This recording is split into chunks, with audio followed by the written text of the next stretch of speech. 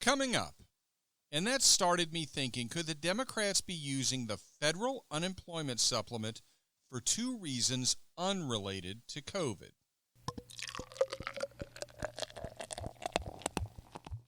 Welcome back to Political Spirits. I'm your host, Franklin Rye. We still stand for the proposition that the left and the right should have a few drinks and talk. Compromise is not a requirement. If those discussions result in us changing or even abandoning our positions, that's fine. If they don't, that's fine too. We just need to talk to each other. In that way, we can unify through speech, and if the discussion becomes a bit heated, at the end of the night, we should still be able to split up the bar tab and be on our way. So what are we going to talk about this week? Well, I think I'm going to keep this week's episode short in anticipation of a much longer one next week. Let's talk about incentives, not wages, not salaries, not bonuses, not commissions, not health insurance benefits. Granted, all of those are incentives for employment. We're used to those. Ordinary, everyday people encounter those every day. They can be the deciding factor in whether to take a job or change jobs or even change careers. But I'm not talking about ordinary, everyday people. I'm talking about politicians and bureaucrats and the incentives that influence them. Every day as adults, we have to factor in the impact of incentives when we make judgment calls. If we run a business, we have to think about whether an offer of higher pay to our employees will make them work harder or prevent good employees from leaving. If we offer discounts to our customers, can we end up doing it so often that they won't buy unless there's a sale going on? And if that happens, what will be the impact on profits? As parents, can we go overboard in buying things for our kids so that they don't end up confronting the need to save for a rainy day, the need to put off buying the little things because you're saving up for the big thing? And if we're investing, we have to think about how incentives operate for the companies we're looking at. Are they overburdened by labor costs because they've let their benefit programs get out of hand? Have they priced themselves out of the market? Those are the kinds of evaluations of benefits we have to make every day, but the evaluation's a bit different for government. We sometimes assume that the calculations politicians and bureaucrats face are the same as those that we face every day, but they aren't. Not really. Or at least they aren't if we think of ourselves as the beneficiaries of those calculations. If we think of the politicians and bureaucrats themselves as the beneficiaries, then it's easier to envision the calculations they make, and it's also much easier to be really concerned about them. This segment occurred to me when I was watching an interview with Thomas Sowell, one of the leading economists and undeniably a bright light of conservatism for decades. He pointed out that long ago he had written a paper criticizing the minimum wage and pointing out that it had a negative effect on the number of jobs at the lower end of the economic spectrum, and therefore a disproportionately negative effect on minorities. He then pointed out that he had visited the offices of the U.S. Department of Labor's Wage and Hour Division and discovered that he was widely disliked, and that the source of the animosity was his paper about the minimum wage. The interview gave the impression that the paper had been written quite a while ago, before the visit to the offices, which makes it seem strange that much animosity would be engendered by a paper written long before. Sowell's point with the story? That the Department of Labor's Wage and Hour Division administers the minimum wage. Take away the minimum wage, and a bunch of those federal government bureaucrats would be out of a job. So the bottom line? Regardless of its impact on employment of the public, the wages, the benefits, the incentives that the government bureaucrats care about are the wages, the benefits, the incentives paid to them. With every issue, every public policy debate, ask yourself, will it result in more federal government employees or preserving federal government employees' jobs? And if so, expect it to be difficult or nearly impossible to ever repeal it if it gets passed in the first place. However, at least when it comes to minimum wage, an argument can be made that it helps some people other than federal government employees. Of course, you can easily make the counter-argument that it hurts more than it helps. The really scary circumstance, though, arises when you think about incentives to Democrat politicians and bureaucrats when it comes to the welfare state. the social safety net benefits designed to offset the impact of those who fall to the lower end of the economic spectrum in a capitalist system. So what am I talking about? We all agree, left and right, that there has to be a social safety net. No matter how many times celebrities, members of the media, and Democrat politicians argue that Republicans want to see Americans starving to death, it isn't true.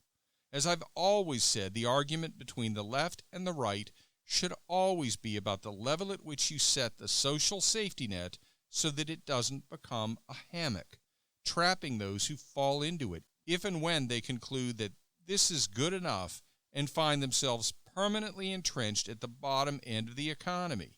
You can argue at what level that occurs, but you can't seriously dispute that it can occur. So is that the scary circumstance I envision when I talk about the impact of incentives on politicians and government bureaucrats? No, I'm talking about a negative incentive that is much more insidious. So, when it comes to the social safety net, which voters are the most likely to be strongly motivated by proposals to raise the level of that net, to increase the benefits paid to those who fall into it? Of course, it's those who are the most at risk of falling into it.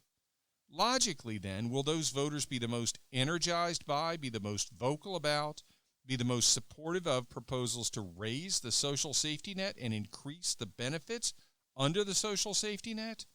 When they're the most at risk of falling into the social safety net? Of course. And when would that be? When the economy is at its worst, when unemployment is at its highest. So when it comes to politicians and the bureaucrats, what perverse incentive does that create? It creates an incentive for politicians and bureaucrats who are inclined to support the welfare state, raising the social safety net, increasing the benefits in that net. It creates an incentive to make the economy worse, because perversely, that can actually increase their chances of getting elected or reelected. That perverse incentive should concern every voter everywhere. But it isn't just with regard to raising the social safety net that increased unemployment can spur voting for Democrats. There's another angle, too, and it helps to explain something that many people are still confused about. I've lost track of the number of times people have asked me why the Democrats support illegal immigration. I've always responded that they figure they're importing Democrat voters. I then sometimes get the question, but illegal immigrants can't vote, so how could that help Democrats? Ignoring for the moment whether there is and to what extent there is illegal voting by illegal immigrants, the question assumes that Democrat politicians, bureaucrats, and party operatives are incapable of looking into the future. That's, of course, an absurd assumption. Especially with party operatives, their jobs are not just to look to the present, but necessarily require them to envision the future. And envisioning a future where massive numbers of illegal immigrants are granted amnesty, become citizens, and then vote Democrat is not exactly a stretch to envision. So is that the scary circumstance I'm talking about when I mention the impact on politicians and government bureaucrats of incentives? Yes, in part.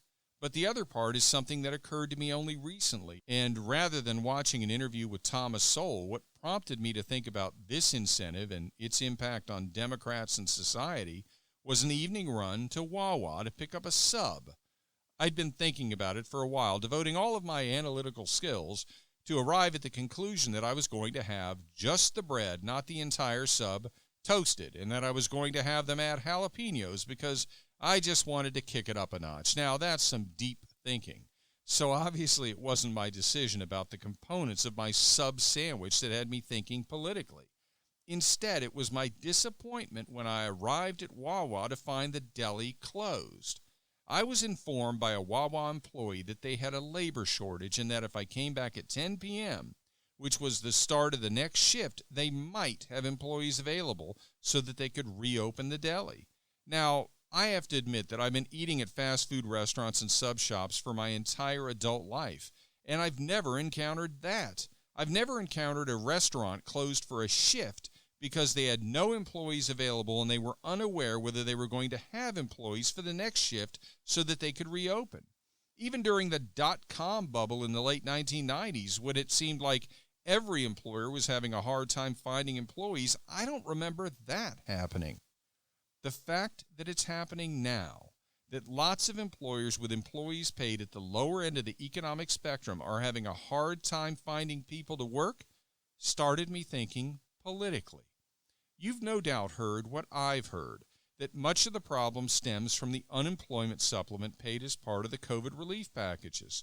People at the lower end of the pay scale are just choosing to go for the federal unemployment supplements rather than working. To the extent they can get it, for many of them, it's just too close to what they could make on a job when they can just stay home and get paid by the government to do so. And it isn't just my local Wawa. Did you see what happened in Tampa?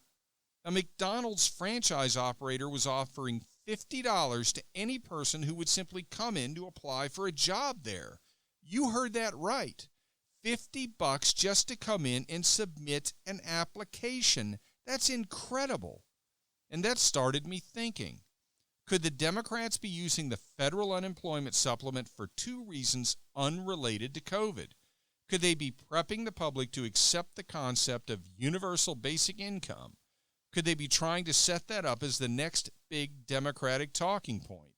It didn't work for Andrew Yang, but then again, he didn't have the party behind him, which means he didn't have the media behind him. But even more so, could the federal unemployment supplement be a way for the Democrats to temper the opposition to their encouragement of illegal immigration? The crisis at the border is becoming a bigger and bigger issue for the Dems. Even Mazie Hirono, of all people, has started referring to it as a crisis. When you've lost Mazie Hirono. But how could the federal COVID unemployment supplement temper opposition to illegal immigration? If you have so many people refusing to work at the low end of the employment spectrum that fast food joints can't find enough staff to operate, maybe, just maybe, people will start thinking that illegal immigration is necessary to fill those slots. Do I believe Democrat politicians and operatives would see a federal unemployment supplement as a way to reduce the willingness to work and thereby produce labor shortages for low-wage jobs, thereby creating an argument that illegal immigration is necessary and not to be discouraged with walls or requiring asylum seekers to apply outside of the country? Yes, I do.